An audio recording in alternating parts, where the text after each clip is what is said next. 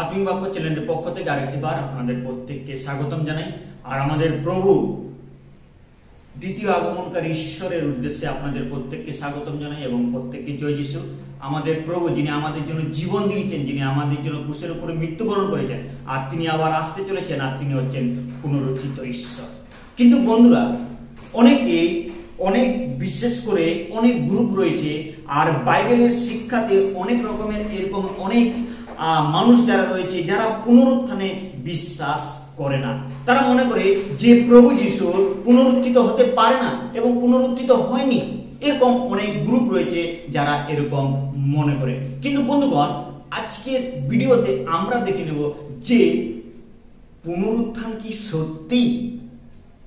সত্যি কি বিশ্বাসীরা পুনরুত্থিত হতে পারে, এবং পুনরুত্থান কবে হবে এবং পুনরুত্থান কিভাবে হবে।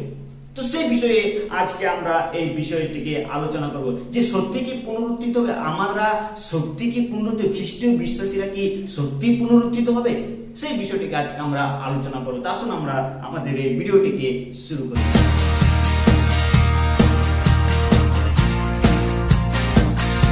বন্ধুগণ, সব থেকে বড় প্রশ্ন হলো বাইবেলের মধ্যে যে সেটা সব থেকে বড় প্রশ্ন হয়ে দাঁড়ায় যে যেটা যে প্রভু যীশু খ্রিস্টের পুনরুত্থিত হয়ে যে তিনি স্বর্গে গিয়েছিলেন, কিন্তু বিশ্বাসীরা কি পুনরুত্থিত হবে?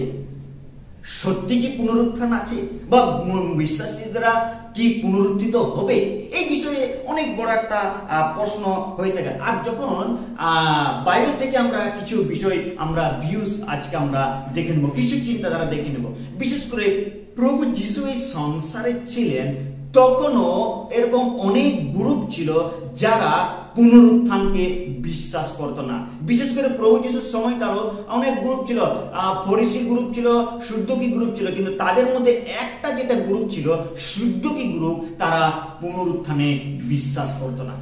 তারা মনে করত যে পুনরুত্থান নেই, মানুষ মরে গেলে আর পুনরুত্থান হয় না। তারা সদ্দুকী যে গ্রুপ ছিল তারা এটা বিশেষ করে মানতেন। যদি আমরা বিশেষ করে শাস্ত্র থেকে দেখি, মথিলিখিত সুসমাচারে যদি আমরা আসি, আর মথিলিখিত সুসমাচারে যদি বিশেষ করে আমরা 22 অধ্যায় যদি আমরা 23 পদ থেকে যদি আমরা 30 পদ পর্যন্ত দেখি, 22 অধ্যায় মথিলিখিত সুসমাচার 23 পদ থেকে 30 পদ, সেখানে খুব সুন্দর বিষয় সদ্দুকী গ্রুপরা কিভাবে তারা মানত সেই বিষয়টাকে লেখা আছে। সেই দিন সদ্দুকীরা যাহারা বলে পুনরুত্থান নাই, তাহারা কাছে আসিল এবং তাহাকে জিজ্ঞাসা করিলেন যে গুরু, মসির ব্যবস্থায় বলে যে কেউ যদি নিঃসন্তান হইয়া মারা যায় তাহলে সে আবার বিয়ে করতে পারে। তো মনে করুন আমাদের এরকম 7টা ভাই ছিল, আর 7 জনই সেই মহিলাকে বিয়ে করলো, কিন্তু কেউ তার জন্য বাচ্চা প্রসব না করিয়া তারা সবাই মরে মরে মরে মরে মরে মরে সবাই চলে গেল, কিন্তু মহিলাটা জীবিত থাকলো, সবাই মরে। এবার যখন পুনরুত্থিত হবে আমরা, তখন সেই মহিলাটার স্বামী কি হবে? যেহেতু তাকে 7 জনই বিয়ে ছিল, তারা এরকম তাকে প্রশ্ন করলো, কিন্তু তার শত্রুদেরকে, সদ্দুকীদেরকে ঈশ্বর প্রভু যিশু খুব সুন্দর উত্তর দিয়েছিলেন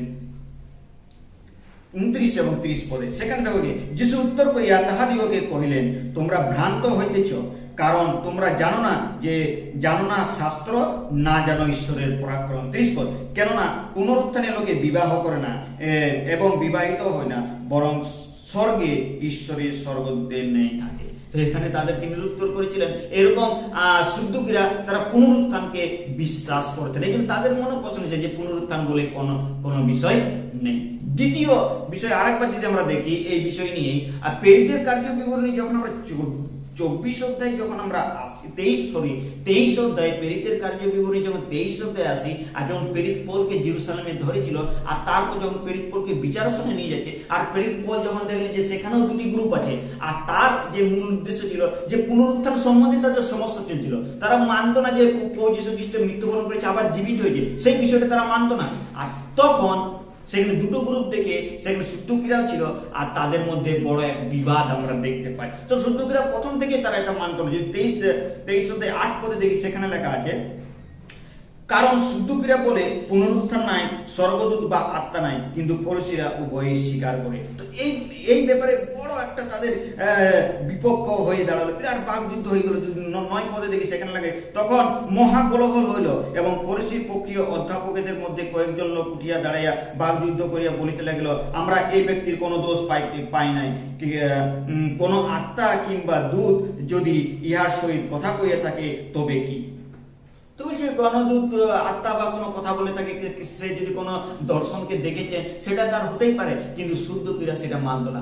সেই রকমের বড় একটা ঝামেলা গন্ডগোলের সৃষ্টি হয়েছিল।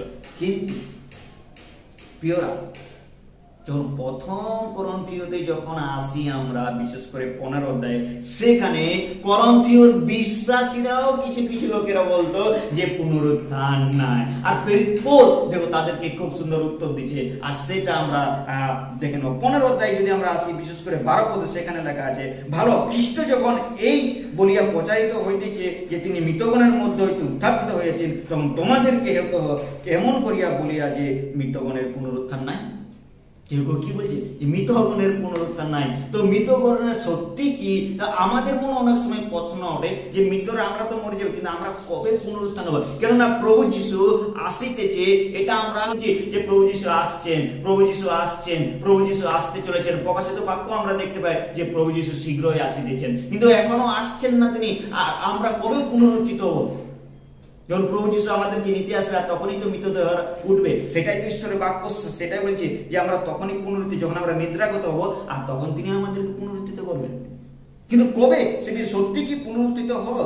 যদি পুনরুত্থিত না হয়, তো প্রেরিত পৌল আজকে যারা বলে যে পুনরুত্থান নাই, তাদের জন্য এই উত্তরটা প্রেরিত পৌল দিচ্ছে যে যদি পুনরুত্থিত নেই, তাহলে আমাদের প্রভু যিশু মিথ্যা। তাহলে যদি পুনরুত্থান নেই, দেখো 13 পদে লেখা আছে, মৃতগণের উত্থাপন যদি না হয় তবে খ্রিস্টীয় তো উত্থাপিত হয় না। যদি মৃতগণের থেকে না যদি উত্থাপিত হয়ে, তাহলে খ্রিস্টীয় তো উত্থাপিত, কেন খ্রিস্টীয় মৃত থেকে জীবিত হয়েছিলেন, তিনিও উত্থাপিত হয়েছিলেন। তাহলে যদি উত্থাপিত নাই বলছো, তার মানে আমাদের যিশুও তাহলে উত্থাপিত হয় না। তারপর কি বলছে 14 পদে, আর খ্রিস্ট যদি উত্থাপিত না হয়ে থাকেন, তাহা হইলে আমাদের প্রচারবিদ্যা, আমাদের বিশ্বাসবিদ্যা।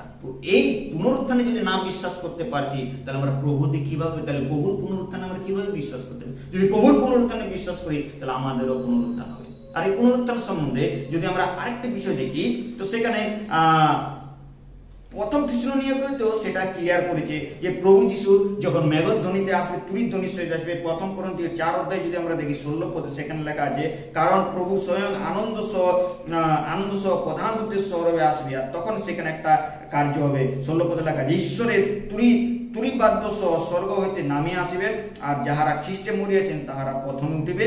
17 পদ, পরে আমরা যাহারা জীবিত আছি তাহারা অবশিষ্ট থাকিয়া প্রভুর আকাশে প্রভুর সহিত সাক্ষাৎ করিবার নিমিত্তে একসঙ্গে তাহাদের সহিত মেঘরথে নিত।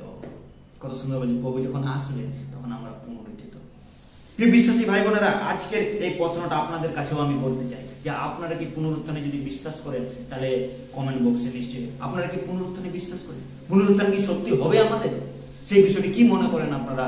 এই ভিডিওটি দেখুন আর অন্যদেরকে শেয়ার করুন আর কমেন্ট বক্সে জানান। তো এই ছোট্ট চিন্তাধারা দ্বারা ঈশ্বর আমাদের প্রত্যেককে আশীর্বাদ। সকলকে জয়।